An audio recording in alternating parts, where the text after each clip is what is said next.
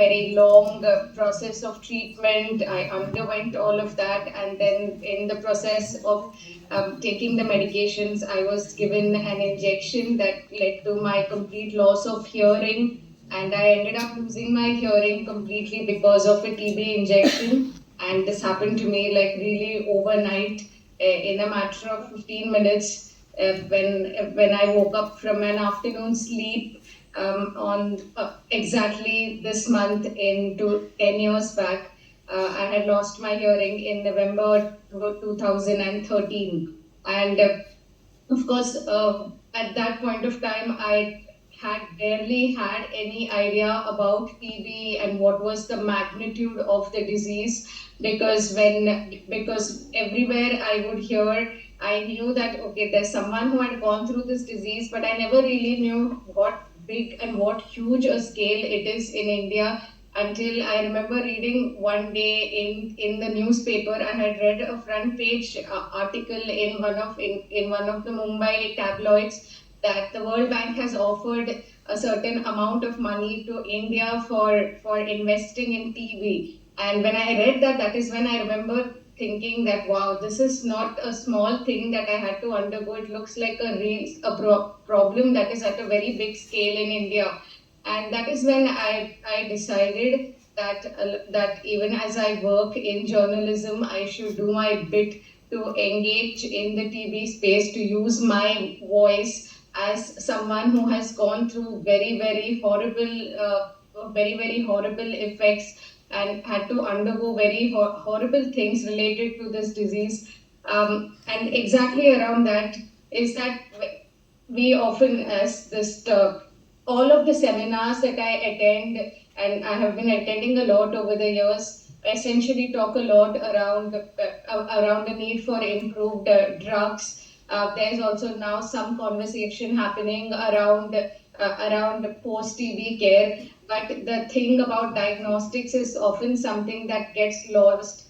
And that is something, that is why I think that it is very important that we are all talking on this particular topic around how diagnosis is so very important in for TB or for actually every disease.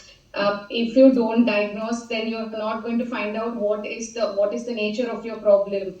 And this is more so in TB because we are seeing really worrying forms of the disease, such as the multi-drug resistant TB, XDR TB, pre-XDR TB, and it is like I said that even today, I remember that a couple of days back I had helped a colleague in my workplace. He had reached out to me saying that I think he's suspecting one of his family members to have TB, and if I can be of any help. And the first thing I asked him was that, can you tell me what are the tests you underwent?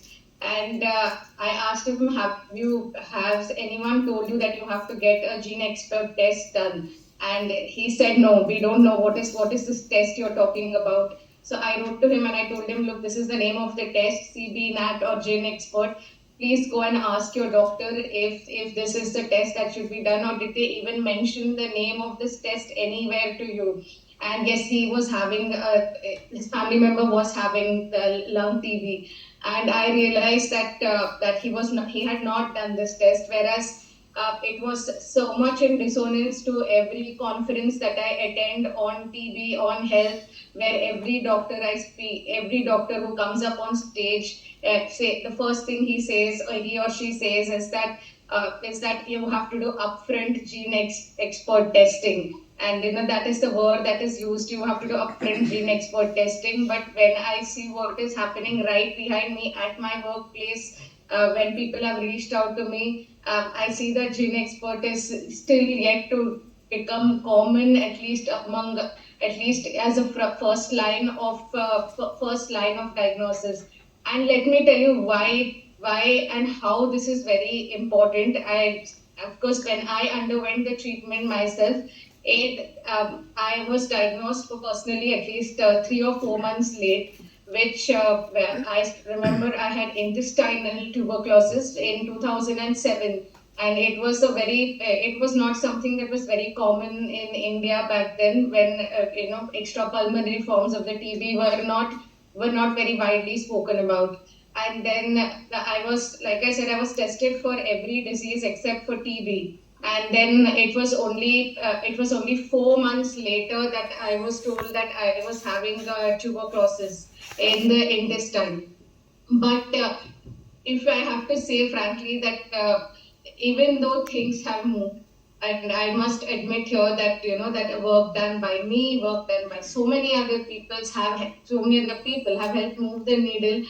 But 3 months, I would say that I was fortunate enough that I actually got diagnosed in 4 months, and I only had a 4 month delay, because I know of people who have had 9 months and even close to a year of delay in finding out exactly, even if they are diagnosed with TB. Often what happens is that the gene expert test is not done. Then they are put on the wrong set of medications, and then finally your disease progresses after that. And then when the test is finally done, they realize that okay, they are already gotten resistant to a number of medications before that, and the doctor will immediately tell you, or this is what I have seen has happened, is that you are told that okay, why did you not get this test done before? This is what has generally happened, and this is what happens even today. So I think I was very lucky that I actually faced only a 4 month delay, whereas I know people have had to face much larger amount of delays, even when better diagnostic testing is available. And particularly in TB, it is very important because, like I said, that we are having this drug-resistant forms of the disease, and if you don't diagnose it properly, then your disease ends up get progressing to far higher levels, and there you involve much difficult, much more toxic medications, which is what ended up packing up my kidneys at one point of time. I lost my hearing completely. All of this had to happen, and all of this is completely preventable if you follow the standard treatment pathway of providing better diagnostics, better drugs, and post TB care. That is all. This is the pathway that is needed. But somewhere in the pathway, we tend to slip up, or we tend to lapse, and then things go downhill for several patients. So I really hope that, like I said, that it is we are. I'm glad we are talking about diagnosis, because drugs and diagnosis go hand in hand. Each one it is interdependent on each other. If you get the diagnostics correct, then you will be put on the correct drugs. And thankfully, there are, like I said, much better drugs available in the form, especially for multi-drug resistant TB, such as bedaquiline, delamanid, things for which a lot of us have stuck our neck out and fought for it, knowing that we didn't want others to go through what we went through, or what we had to undergo. And I'm glad that I know that there are TV survivors I know who are in the audience right now. And I really hope that this is a collective effort on everyone's part, from the media, from the survivors, from I can see from the doctors, everyone, to really push the needle for TB. And I hope we do something, and I hope that something constructive comes out of this 2 day engagement that we are having. Thank you.